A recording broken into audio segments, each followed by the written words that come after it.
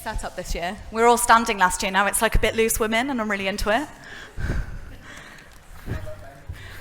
Yeah, sorry, Ben. Cool. I don't have a clicker. Do I need a clicker? Shall I grab that? Yeah. Thanks.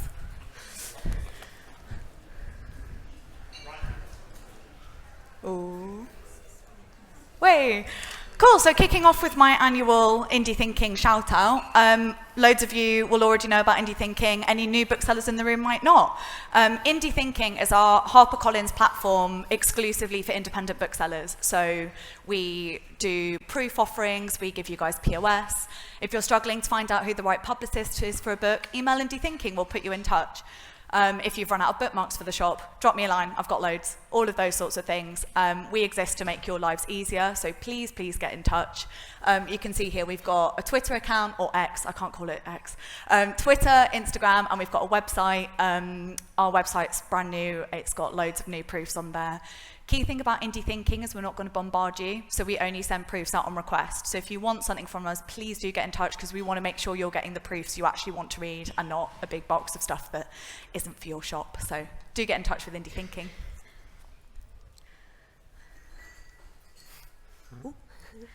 And then special editions. I feel like we're really owning our special edition game this year. We're doing a hell of a lot more.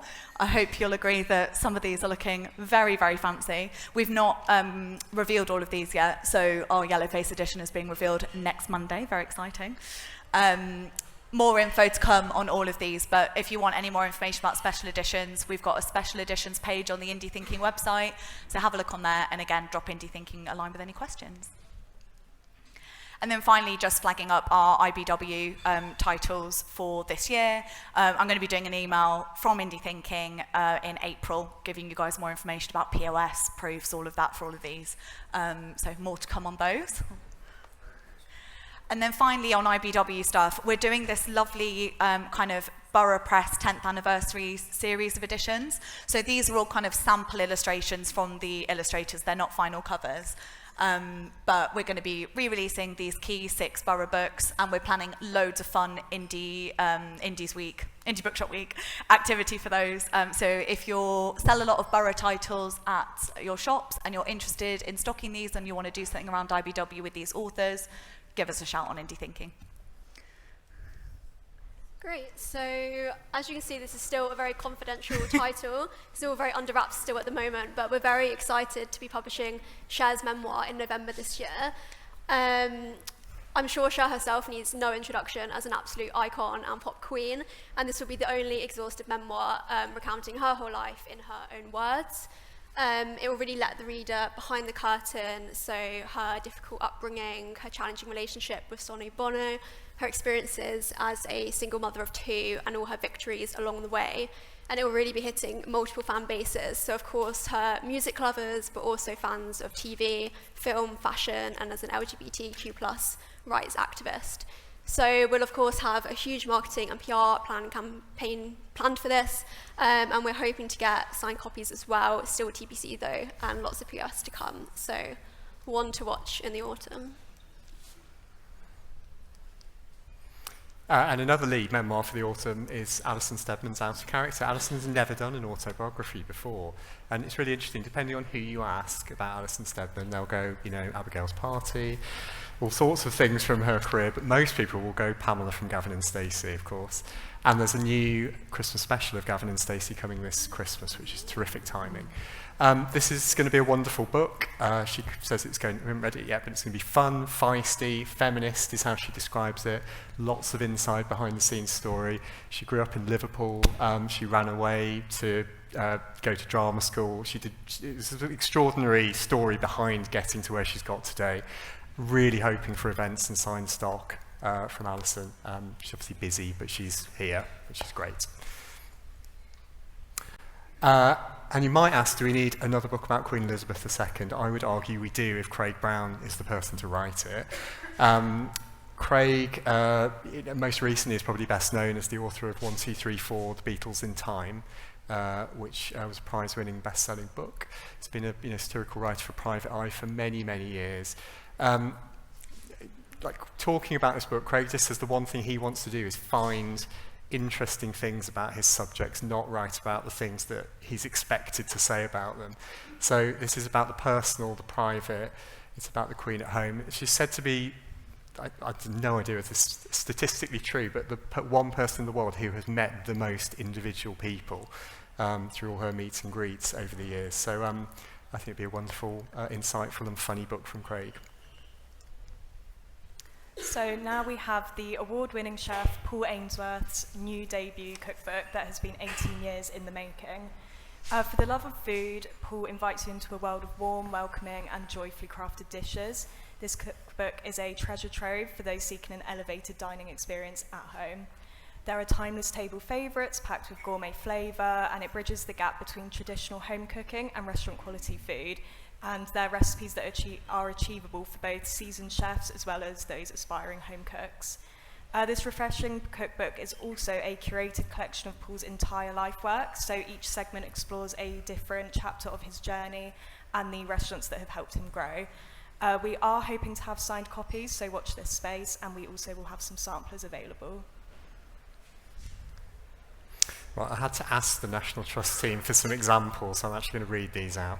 Apparently, Anne Boleyn is one of the ghosts believed to reside at Bickling Hall in Norfolk, and it's said she reappears every year on the anniversary of her execution with her head in her hand. Some say the doomed spirit of Sir Francis Drake haunts Buckland Abbey in Devon. His ghost took up residence after signing a pact with the devil. And there's said to be a phantom book lover at Felbrigg Hall in Norfolk who tragically died trying to save their beloved books after a fire broke out in the library. All true, say the National Trust. And this is a book about the spooky buildings. The National Trust is obviously in charge of hundreds of buildings, and some of them come with ghost stories. This is one of their beautiful gift books. It's £12.99. Each of the stories is about 1,000 to 2,000 words. There are little illustrative elements throughout. It'll be a lovely little hardback book from the National Trust for the autumn. And this is me too, isn't it? So Malik Al-Nasser, you may not know Malik. He's an extraordinary man. He's a performance poet. He's a filmmaker and an author from Liverpool. I'll very briefly try and tell his story. He grew up in the care system in Liverpool. And then when he came out, I was talking to him a couple of weeks ago, and he said he was often asked or taunted with the, go back where you came from comment. He didn't know where that was supposed to be. And his sort of life work as an adult, he's in his 50s now, has been trying to uncover his ancestral roots. Where is he from? Where was his family from? The story is extraordinary. It takes him all the way back to Demerara in Guyana, very succinctly. He has traced his ancestry back to both enslaved Africans and also to the merchants that were in charge of the businesses. But this is more than a personal story. This rewrites a lot about colonialism, about slavery, and particularly about Liverpool and the foundation of Liverpool's wealth. I'll stop there. If you're interested in that, Google searching for my slave roots on the BBC website, and there's an essay from Malik which basically is a proposal for this book. It's brilliant.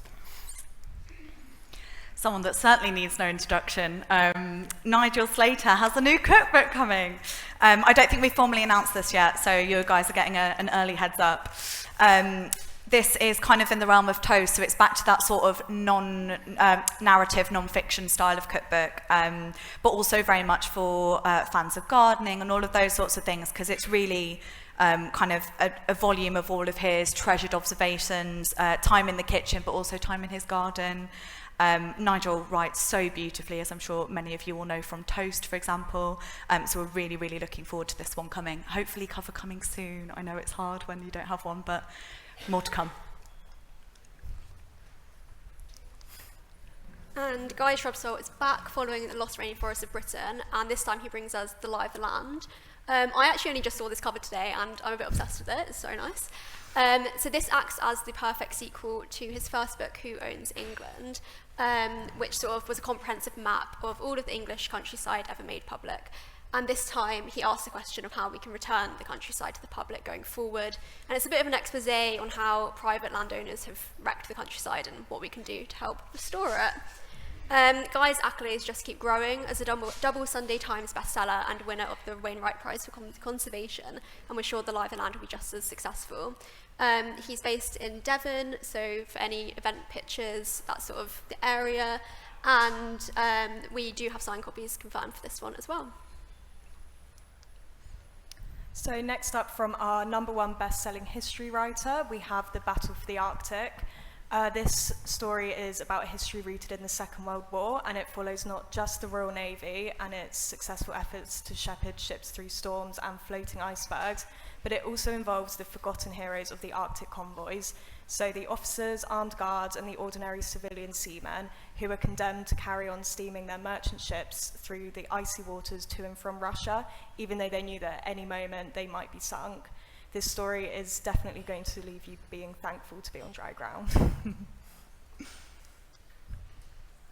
And next we have such a lovely, gifty and really topical book called The Joy of Wintering by Erin Nimi Longhurst, who you might recognise as being the author of Japanisme. And for those of you who aren't familiar with the concept of wintering, it basically reflects that period during the winter season where you really tend to slow down, rest and recuperate a bit more, but proposes that we can live this way at any time or stage of our life. So with hustle culture at an all-time high and burnout being a relatable word to everyone, The Joy of Wintering really encourages readers to embrace slowness and stillness and not to confuse rested time with wasted time. And it draws on lots of different cultures that really incorporate rest and recuperation into their lifestyle. It's full of practical techniques and activities like flower pressing and water marbling, and lots of inspirational quotes along the way. So it's full colour, illustrated throughout, and it's that nice A5 hardback format, so perfect for the Christmas gifting period. And this comes in September, I think, at £12.99.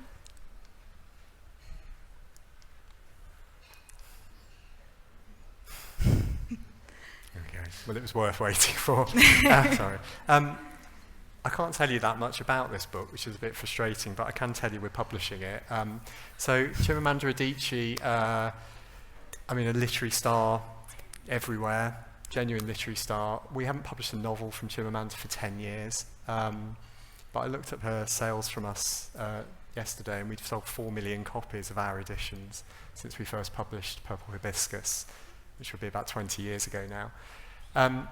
This book, there's information about this book out there, but there's not very much. It hasn't been formally announced yet, but we wanted to just sort of tell you we are going to publish this book this autumn. So we have a title, we don't have a cover, we don't have a tremendous amount of information about it, I'm really sorry. But we will do everything we can with this to make sure we get signed stock and POS and proofs as soon as we can, because it's obviously a key book for bookshops. Oops. And this one, we do have proofs available now, so do get in touch if you want to request. This is Tracy Chevalier's biggest, most game-changing book since Girl with the Pearl Earring.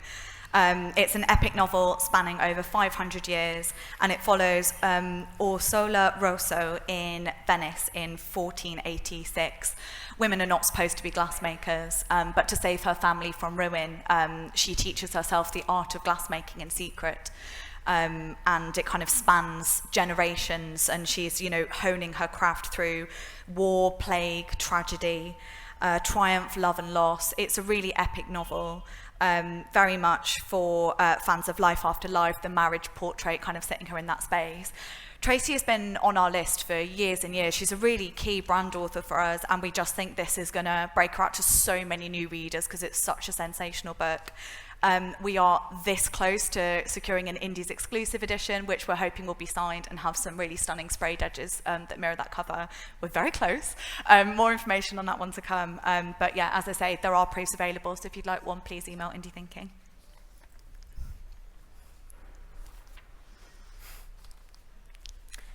So I joke with Elle that I got given all the books with no information, and here's the second one with no information. So what I'm going to do actually is I'm just going to read some stats out for you because they're incredibly impressive. So Bella's novel How to Kill Your Family has sold 1 million copies.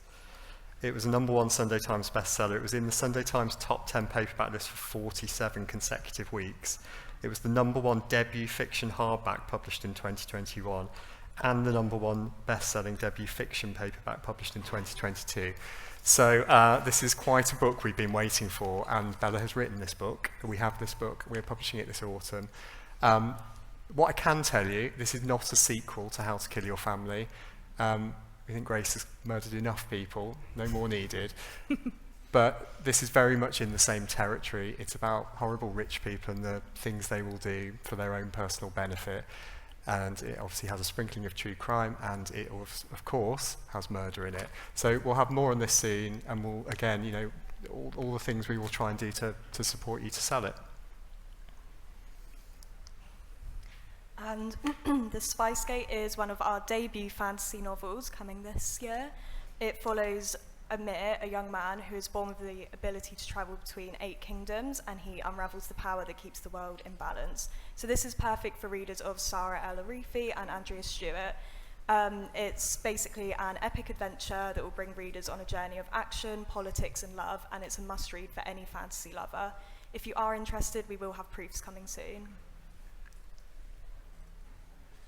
We're going to speedily run through 4 hardbacks coming in that kind of July period, but ones that we think will stay through to autumn because they're so key across our group. First up is Teddy. Teddy is in over her head, guys. Teddy Huntley Carlisle is fresh off a plane from Texas. She's landed in Rome with her brand new husband, and Teddy is going to be good. She's going to wear the right clothes, she's going to wear the right lipstick, she's going to charm all of her husband's friends and colleagues at the embassy. And Teddy is good until the 4th of July, where she gets caught by a paparazzi photographer in a bit of an exposing position with one of the ambassadors, and the American ambassador, in fact. She then just goes on this insane kind of goose chase to try and stop this photo from getting out, and along the way spots a man from her deepest, darkest past. This is Taylor Jenkins Reid meets Curtis Sintenfeld's American Wife for readers of smart feminist historical fiction like Lessons in Chemistry. Teddy really has it all. Beautifully evocative historical setting, a page-turning plot, and an irresistible protagonist. I'm so in love with Teddy, she's great. Loads of proofs of this if anyone would like one. And I feel like some of you have heard me pitch The God of the Woods before, so apologies if you're getting this from me for the second time. This is just my favourite book we're publishing this summer. It's an absolutely brilliant novel. It is set in the mountains in upstate New York, and it tells the story of a sort of wildly rich but wildly unhappy family, the Van Laars, who live in this great big mansion, and in the 60s their son Bear disappears in the woods, never found. The daughter they had in their grief disappears in the 70s. Condensing this massively, but the book then sort of is the story of the family, the townsfolk, and the police basically trying to work out what on earth has happened to these 2 children. It's just brilliant, and the setting in kind of, you know, all this lost in the mountain stuff is terrifying as well. It's really, really great, and please read it. And yes, that's probably the last time you'll hear me pitch this on. Loads of proofs of this as well. I'm in love with somebody I've just met. My heart is a harmonica. South London is my valley. World, hear my song. I love this book so much. This is from a unique voice in adult fiction. You might recognise Laura Dockrell from her YA. I Love You, I Love You, I Love You is a glorious nostalgia trip for anyone who has ever known the exquisite pain and pleasure of your first love. It follows Ella and Lo, who meet when they're 12, instantly adore each other, but way too shy to say anything, obviously. So nostalgic and just fabulous. And the story just kind of follows him into later life. He becomes this rock star and kind of pining for each other. It's just brilliant and perfect to fill that one day void in everyone's lives. And then, if you loved Cleopatra and Frankenstein, then Everyone I Know Is Dying by debut novelist Emily Slapper is the next read for you. This book completely pulled me out of a reading slump earlier this year, and its sort of honest and raw depiction of mental illness is so powerful, and it's laced with this real dry wit throughout as well. And it basically follows Iris, who lands a promotion at work, but then starts to question what it's all for, and she ends up quitting her job and entering a period of crippling depression.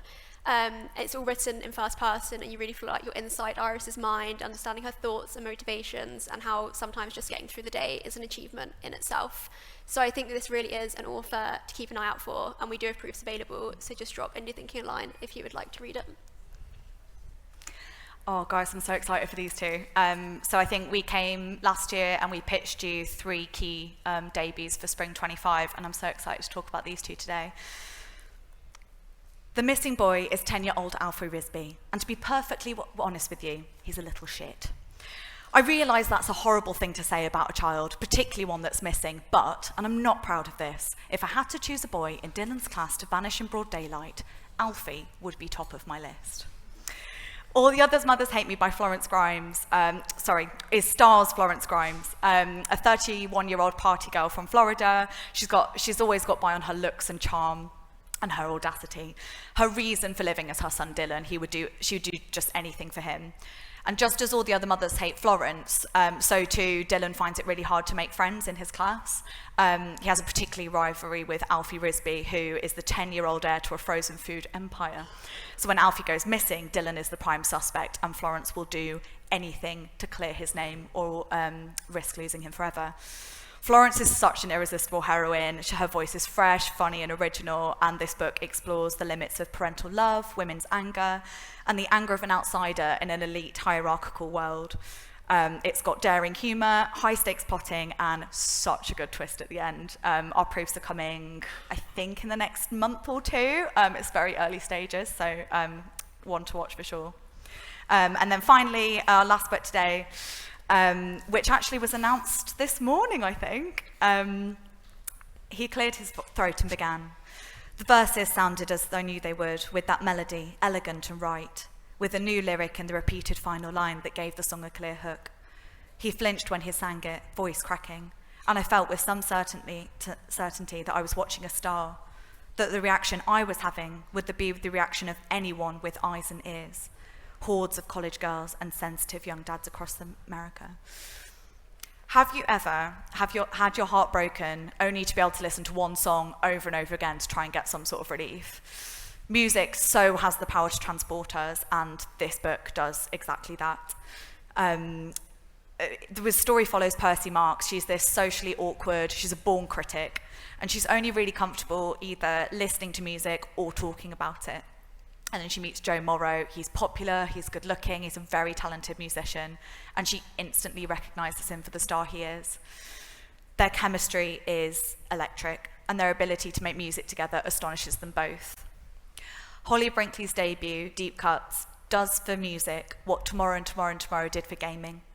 It will explode into your life with a love story so powerful, it will take your breath away.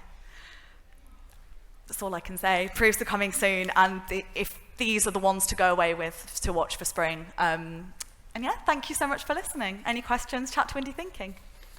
Thanks very much. Thank you very much, the HarperCollins team. Sam, will you talk us through the Independent Alliance highlights? Thank you.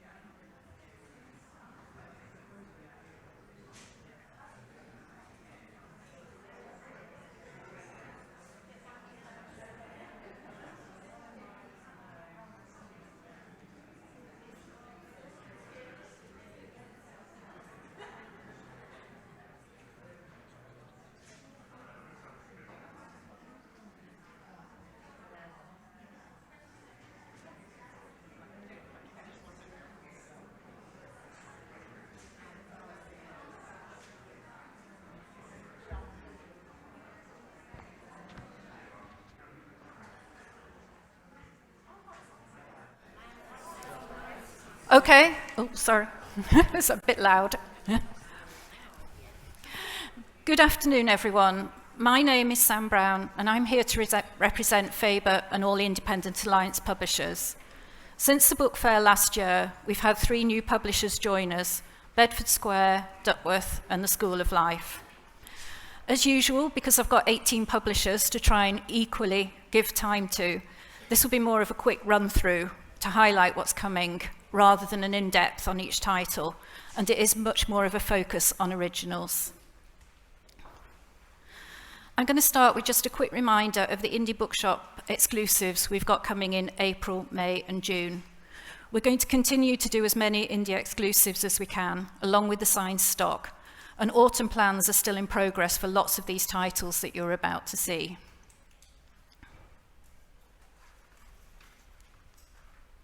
Oops, I think I've gone. So in April, we've got the indie exclusive edition of You'd Look Better as a Ghost from Joanna Wallace, and this is her new book. It's a book that's full of dark humour, mystery, and acute observations on life. I love the first book, which was actually recommended to me by an indie bookseller, and this is another standout title, and definitely an author to watch out for with a fantastic future ahead of her. The Life Impossible is Canongate's super lead fiction title for this year, and Matt's first novel since The Midnight Library. At the moment, we're just working on special indie editions and signed copies, but we will have things available for everyone. Mad Woman is One World's super lead fiction title for 2024. We all know that One World have a fantastic track record with Booker wins, with Paul Beattie, Marlon James, and Paul Lynch last year. And this is another one that will be submitted for that prize, and the author will be in the UK for publication. It's a very sort of caustic and quite twisty story of violence and recovery, and is sure to gain lots of press and publicity. In the season for super leads, this one is Atlantic Books for the autumn. It starts in 1979 and is a story of Millie and Pip as teenagers, and then how their relationship develops over the next 40 years. This year sees the 70th anniversary of the publication of The Lord of the Flies. We'll be producing a special hardback edition in November, but we're super excited that for the first time ever, we'll have a graphic novel. Again, we've got lots of press and publicity lined up for it, and here are a few of the illustrations.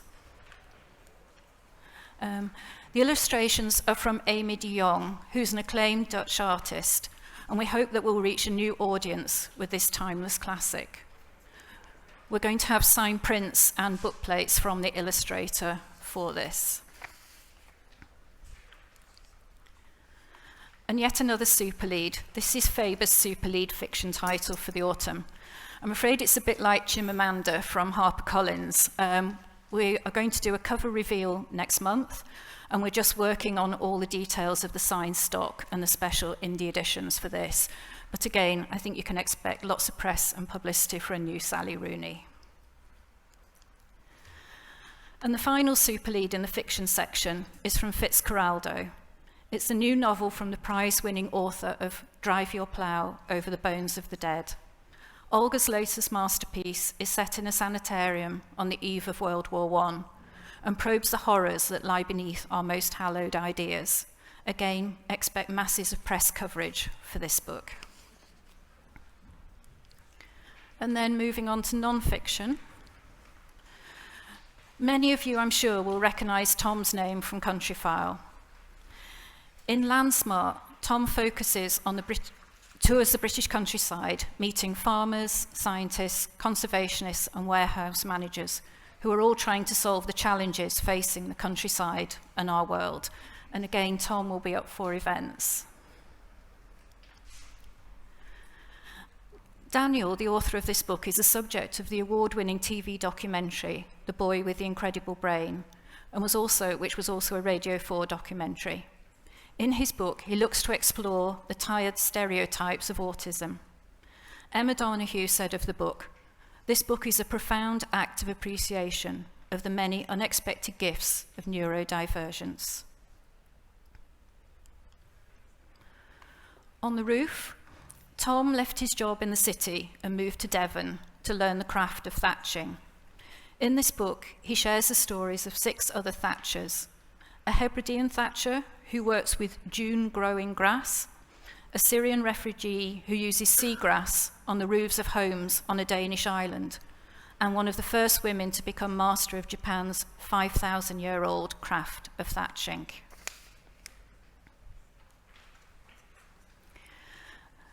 Sam Leith argues that our childhood reading is often the making of us, and these are the books that last longer in our memories than ones we may have read a month ago.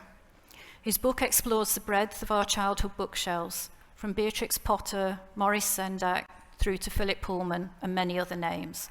The book will be fully illustrated throughout.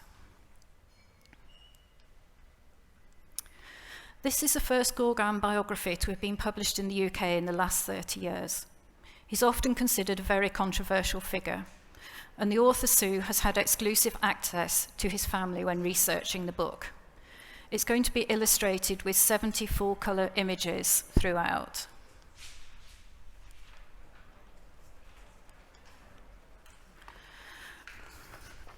Raising Hair. I'm just going to read a short extract of this book to give you a flavour. Imagine you could hold a baby hare and bottle feed it. Imagine that it lived under your roof and lolloped around your bedroom at night, drumming on the duvet cover when it wanted your attention. Imagine that over 2 years later, it still ran in from the fields when you called it and snoozed in your house for hours on end and gave birth to leverets in your study. This happened to me. I think it's going to be an absolutely gorgeous book, and again, we're working on looking at indie editions, signed copies, and everything. But we're quite jealous because we wanted to buy this at Faber and it went to Canongate, but at least we still get to sell it, so that's quite good. And Richard Ayoade, his new book starts off, everyone knows Osborne, Pinter, Stoppard, and now it's time to know Harold Hughes. This is very firmly in the humour category, and as you would expect from Richard, it's a rather surreal book.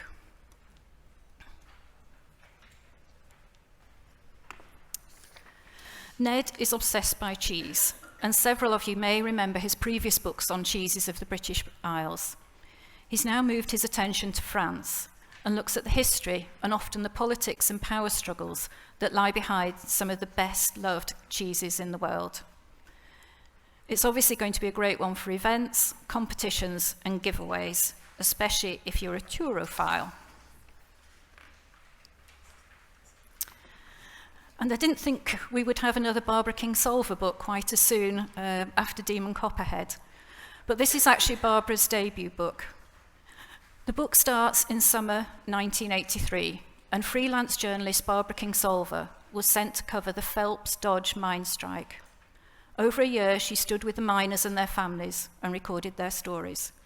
She visited them in jail and witnessed the outrageous injustices they suffered. This book is a true story of the families who held the line, and Barbara's commitment to tell the story of the women and the girls who discovered themselves in their fight to keep their families from destitution.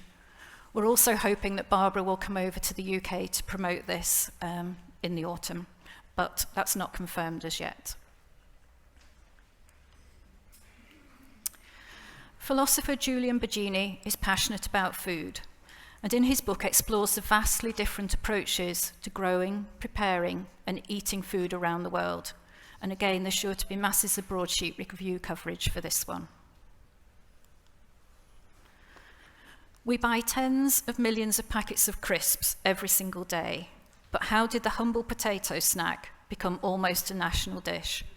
This is quirky non-fiction, and another book that's also got great promotional opportunities.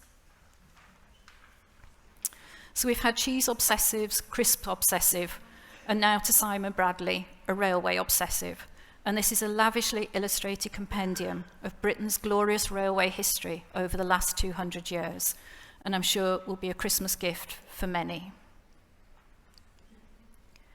In her new book, Annie Gray walks us down the road and through the ages, from the dawn of the high street in medieval England to what we see today. It's filled with lots of historical detail and colourful vignettes. Why Fish Don't Exist is an international bestseller, blending memoir and scientific obsession. I'm just going to read a quote from Carmen Maria Machado about the book. I want to live at this book's address, the intersection of history and biology, and wonder and failure and sheer human stubbornness. What a sumptuous, surprising, dark delight. And then just a quick section to go over some gift books for the autumn. Brightly Shining. This is 192 pages of stunning writing, which I think has all the markings of a modern classic. Ronya and Melissa's dreamer of a father is once again out of work. So when 10-year-old Ronya hears about a job selling Christmas trees, she thinks it might be the stroke of luck they all need. Her father gets the job and soon smells of pine needles instead of beer, but this doesn't last long. So the girls take his place at the Christmas tree stand. Really beautiful, heartwarming story and little B format hardback. Oops, sorry, I've clicked twice.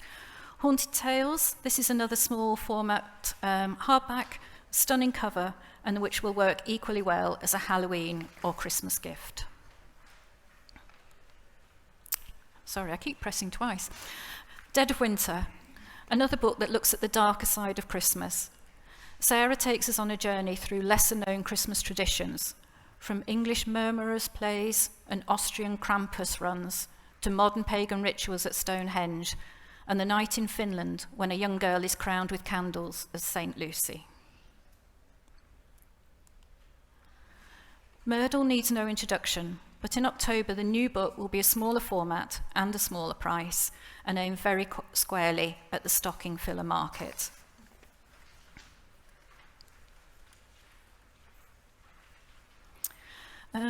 Here's your chance to wine and dine with the world's most famous writers in a gorgeous new collection of their most loved recipes. It's been curated from various archives, letters, and diaries. You can see the recipe for George Orwell's plum cake, Agatha Christie's hot bean salad, Daphne du Maurier's sloe gin, and of course, Sylvia Plath's tomato soup cake.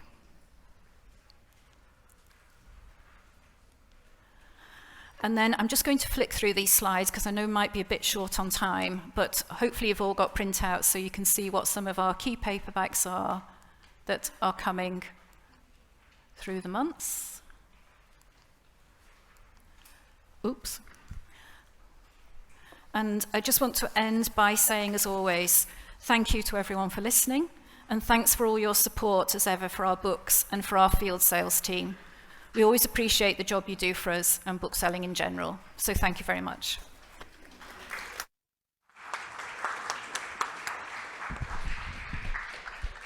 Thank you very much, Sam. Greer will talk us through some highlights from Fairlight.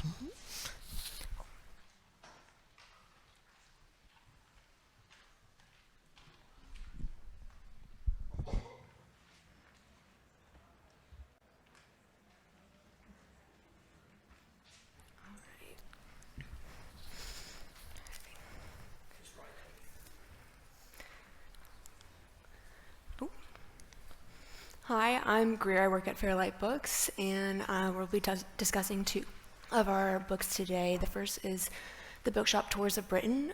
We're announcing here the 4th edition of the Bookshop Tours, which we'll be publishing in either September or October. Currently, it has over 600 titles within it, and we're adding another 64 bookshops for this 4th edition. We've completely sold out of the first two and are almost sold out of the third. So if you would like to be in the 4th, or if you need to update information, please feel free to contact us. This is our best-selling title and is really full of beautiful illustrations and photos, and was written based on the author's travels, and it has the goal of increasing visibility and appreciation of indie bookshops throughout the UK. Our next title is Please Fear Me by Jennifer Love. This is a debut novel, and Jennifer is an American author. It's set throughout the US and is a Thelma and Louise story following two teenage girls who's run away. Their names are Smidge and Violet. Smidge is an example of someone who has slipped through the cracks of societal services meant to provide protection. She is not equipped to deal with her trauma in a healthy way and is left chasing an exaggerated ideal of hyper-independence. This would be a great book for fans of Bunny by Mona Awad or Burnt Sugar by Avni Doshi. It has a really beautiful and unique, engaging narrative voice and focuses on themes of gender identity, over-reliance, and female relationships, and the all-encompassing effect drug abuse has on people and their loved ones. This will be publishing on September 5th and is quite a literary title. It will be a B format with flaps, and it's $10.99. Like I said, this is a debut novel, but it is one of our key titles for the year, and we'll be doing a pretty large social media campaign and press and media campaign as well. If you'd like to contact us for any inquiries or for proof copies, we'll have early first editions of Please Fear Me in April. You can contact us at contact@fairlightbooks.com, and for sales queries or trade orders, these are the best contacts. Thank you. Thank you very much, Greer. That was wonderful. Short and sweet. Joe, will you talk us through Bloomsbury highlights? Yep.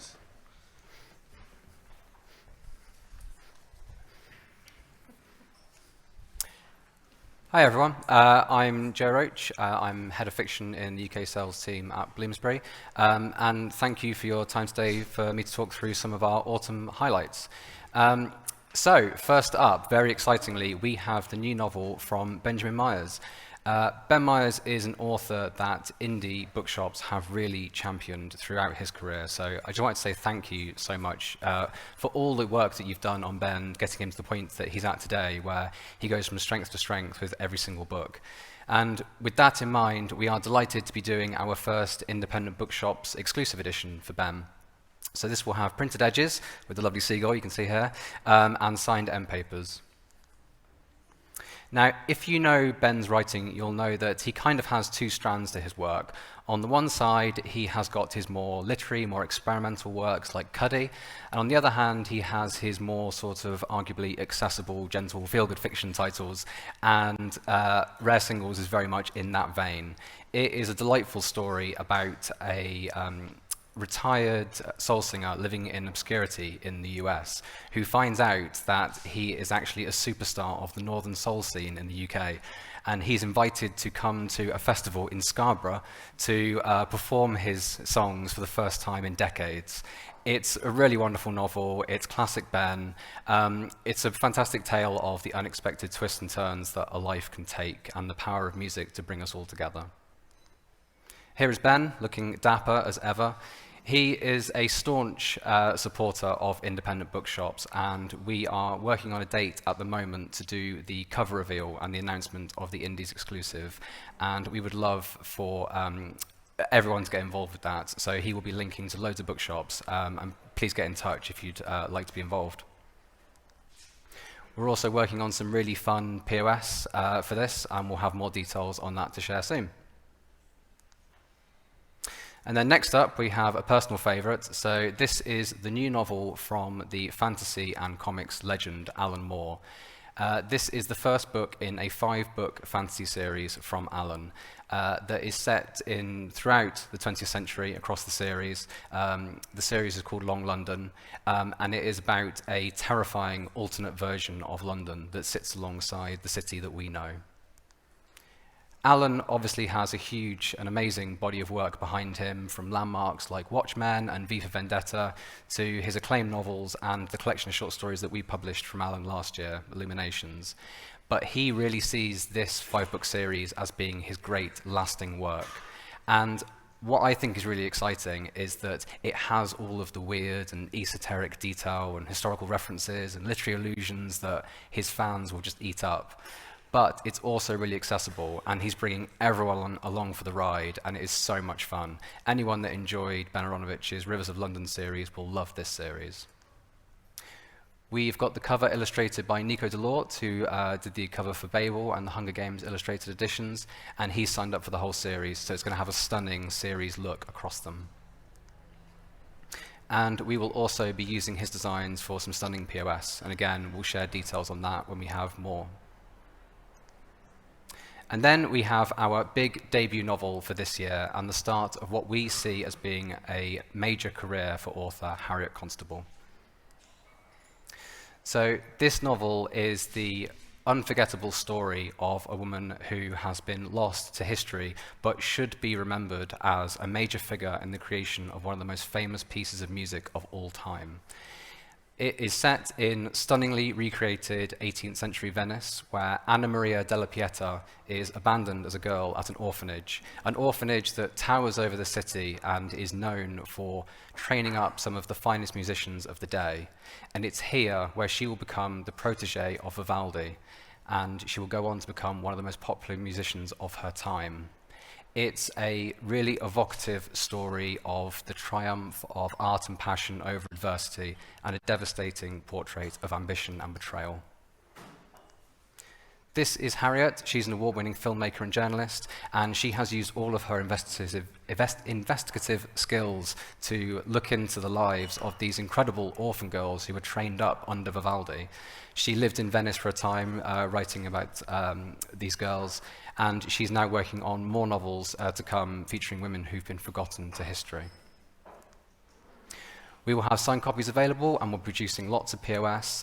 You can expect to hear a lot from us about this book in the months to come. We're planning to launch this in a really big way. If there's anything you would like, please do get in touch.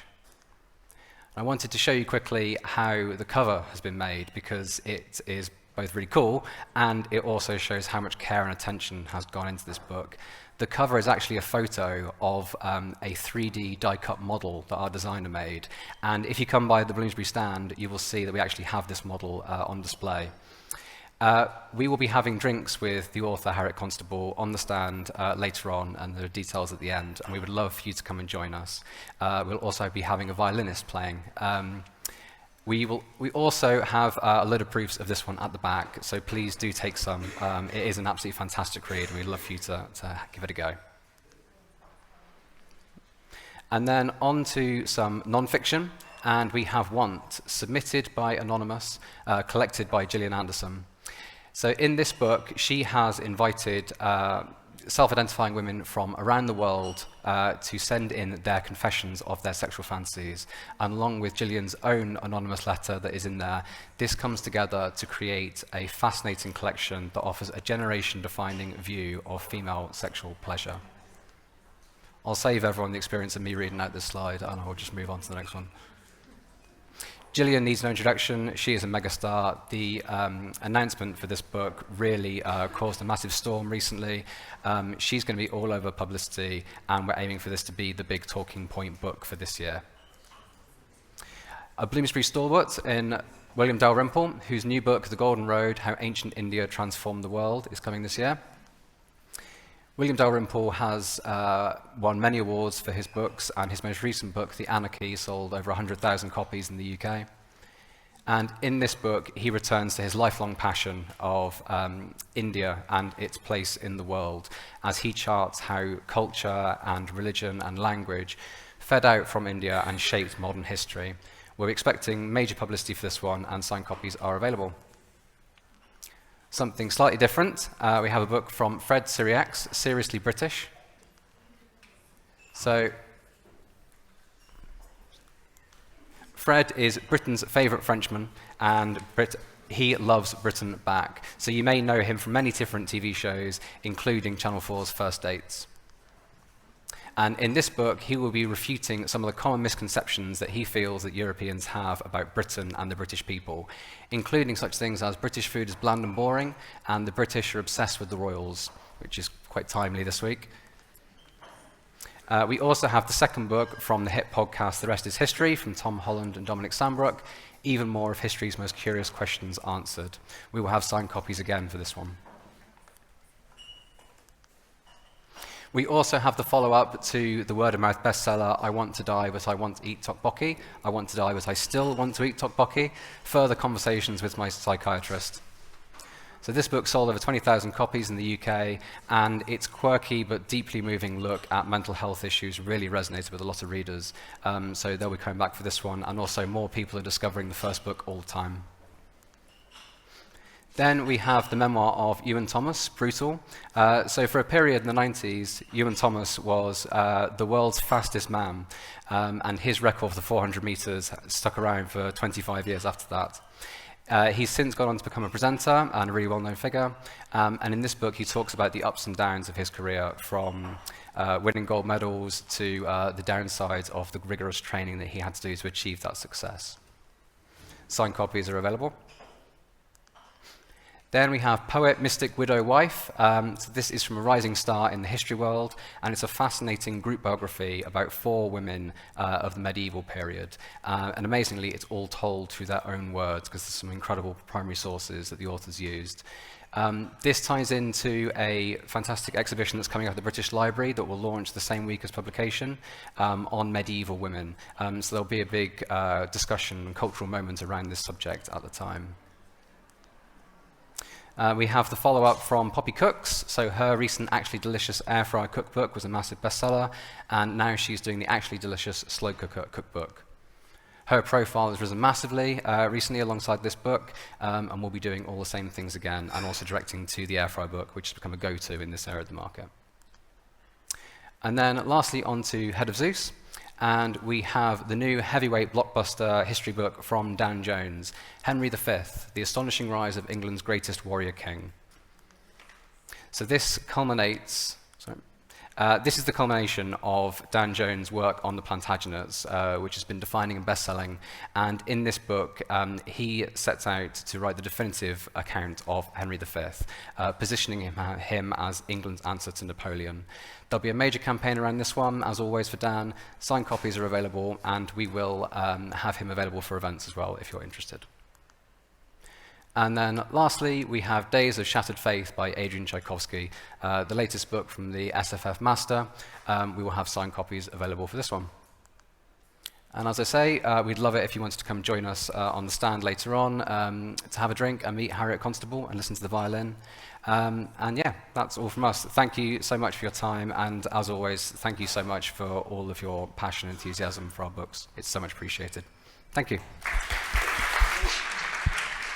Thank you, Joe. Brilliant. And finally, Jeff, to introduce Bonnier's highlights and bring it home.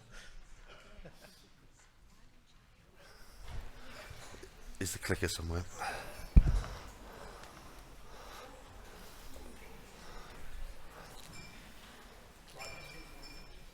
Ah, there we go. Hello, everybody. If you don't know me, I'm Jeff. I'm one of the reps for Bonnier. Apparently I'm infamous. People want to keep taking photographs of me. Not sure why, but it's all good fun. I realise Tease is about to come up in about 10 minutes' time, so I will try and keep it as brief as humanly possible. So firstly, let's look at our independent book week offer. Last year we had an early release of Days of the Murasaki Bookshop, which did really well. Thank you for your support on that one. Absolutely brilliant book for us. And we got the sequel. And obviously it took many, many meetings between editorial sales and marketing publicity to come up with the sassy title that is More Days at the Murasaki Bookshop. It is the following on the story. And I'd just like to say the power I have, I did suggest to our art department that because the first book had 1 cat, the second book should have 2 cats. Look at that. That's the power I wield in our company. Thank you.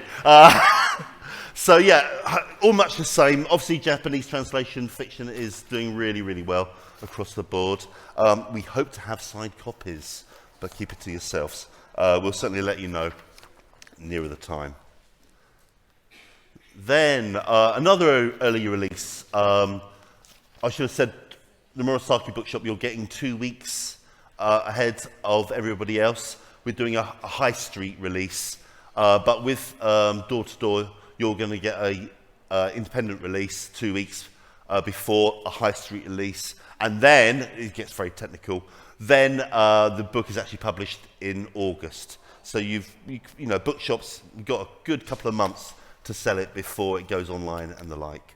So the door-to-door bookstore is about it's translated from German, bestseller in Europe. We're doing signed editions. We did the hardback last November, and now we're into paperback. About an old bookseller who cycles around his little village giving out books that he knows that people will like and will improve them. Ably abetted by a young girl in a yellow trench coat. Very sweet, very heartwarming, but, well, it is until his job is under threat. Dun, dun, dun. It's the EastEnders drums. Will he survive? Oh, let's hope so. But lovely book, and I heartily recommend it. With both of these books, we'll be doing POS and, as I said, signed editions. And for those who see me, you know that our POS tends to be quite, basic. Let's talk of mugs.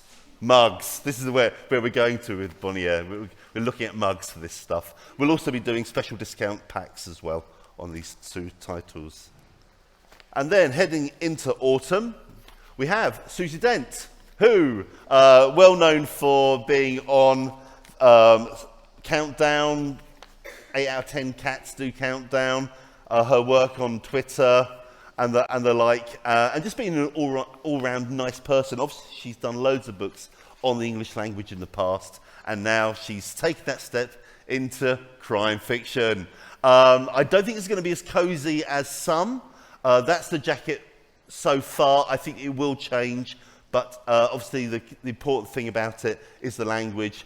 And I will quickly read the synopsis. An anonymous letter is delivered to the Clarendon English Dictionary, and so begins a trail of puzzles leading to secrets and lies, especially for Martha Thornhill, the new senior editor.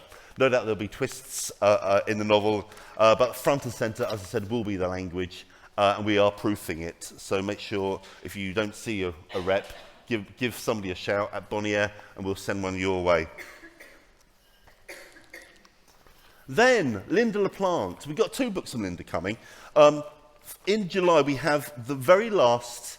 There we go. The very last Tennyson book. And to put it in context, all the Tennyson books have almost been prequels to the Prime Suspect series. So that's coming July. And then in September, we have an autobiography, which I think we're always excited by. Anyone who's met Linda will know she knows how to tell a yarn. She's a very interesting character, good fun, and I'm sure it'll be really, really funny. But one of our big autobiographies for Christmas. She has some tales to tell, especially how she first started writing Widows. She, perhaps told a few mistruths to get the job, but she's an absolutely lovely woman, and she let me hold her BAFTA when I went to see her once. So that, in my book, that top woman. Right, then, Christmas.